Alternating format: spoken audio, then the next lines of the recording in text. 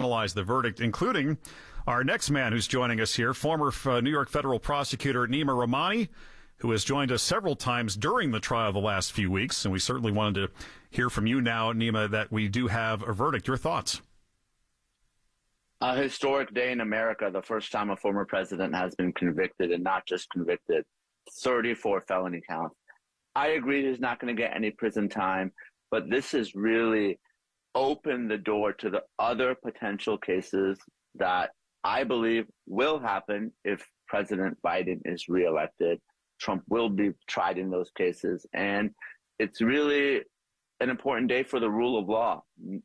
Obviously, there are many folks that believe that this was a political witch hunt and Trump is being treated unfairly by our justice system.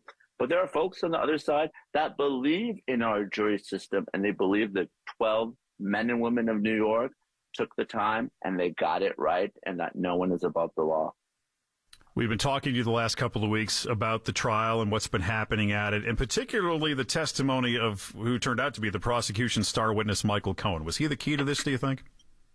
No, I think the star witness turned out to be David Pecker, and really? I think the defense made a huge tactical mistake. They made this case about Michael Cohen, but the prosecution thought David Pecker was the most important witness, and that's why they put him on first. You really want to start strong if you're the state of New York in a case like this. And when the jurors asked for the readback of the Pecker testimony, I knew that there were some jurors that were convicted, that were convinced of Trump's guilt. And they were trying to convince one or more holdout jurors. David Pecker is the one that tied Trump directly to the catch and kill scheme. He's the one that showed that the hush money payment reimbursements were in furtherance of election fraud and not to protect Melania or his family from embarrassment.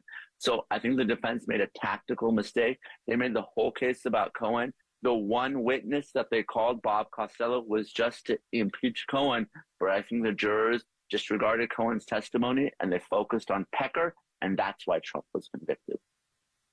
You are a former federal prosecutor. If you're on that prosecution team, Neama, what are you recommending for a sentence on 34 counts of guilty of falsifying business records? I'm asking for some form of home confinement. I don't think prison is a possibility. Logistically, it would be a nightmare to put him in Rikers Island or some other New York State prison with Secret Service protection, especially in the middle of a presidential year. I don't think he's going to get home confinement. I think Judge Juan Merchan is going to sentence Donald Trump to probation. It was clear that he was reluctant to jail Trump, even though he violated the gag order 10 times. So I think Trump is going to get a sentence of probation that will happen on July 11th. But that may not be the case for the other trials, which are much more serious if they do go forward. Former federal prosecutor Neama Rahmani, it's been a pleasure having your insight throughout this trial, and I'm sure we'll be checking in with you again throughout the upcoming trials as well. Thanks for joining us. Thanks for having me. Have a good one. Let's update traffic and weather together here on Drive Time.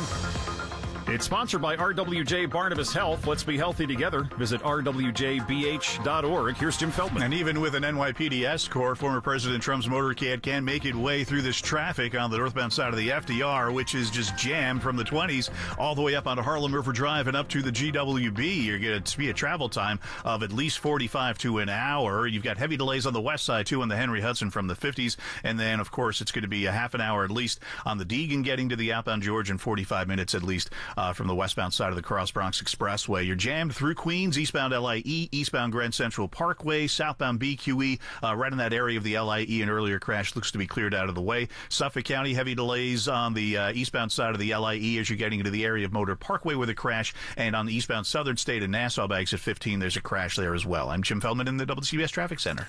67.